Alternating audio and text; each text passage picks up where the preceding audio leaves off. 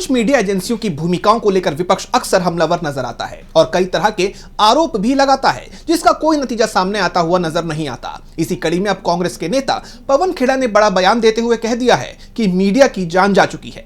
उन्होंने कई पत्रकारों की इस दौरान क्लास भी लगा दी।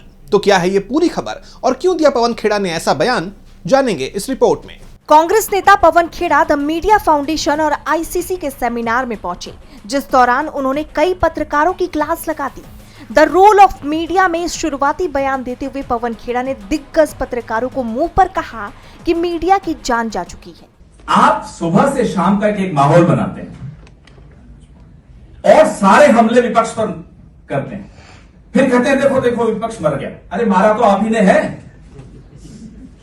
हमको आप कवरेज नहीं देते। मैं रोज कुछ ना कुछ बोलने की आदत है तो बोलता रहता हूं। ये कहते हैं बीस्ट इन द जंगल।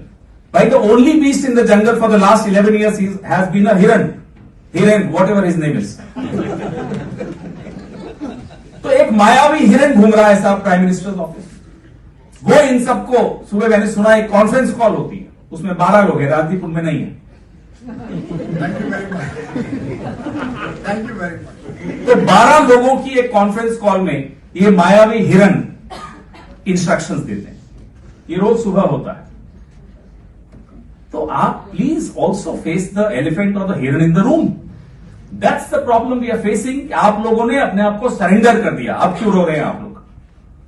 और आप अकेले नहीं सरेंडर हुए, हम सबको भी नुकसान हो रहा है, पूरे देश को नुकसान हो रहा है।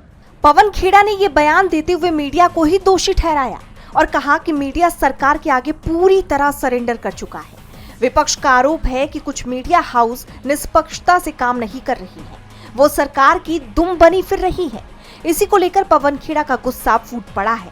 आपको याद होगा, हाल ही में सपा प्रमुख अखिलेश यादव ने कुछ मीडिया हाउसेस पर जबरदस्त हमला बोला था।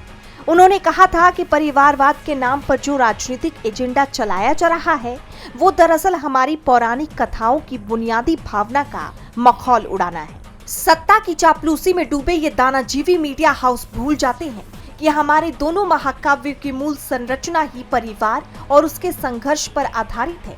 विपक्ष कुछ मीडिया एजेंसियों पर हमलावर होकर सरकार की पोल खोल चुका है। अब देखना ये होगा कि इस पर सरकार की तरफ से कोई प्रतिक्रिया सामने आती है या नहीं। डीबी लाइव की रिपोर्ट।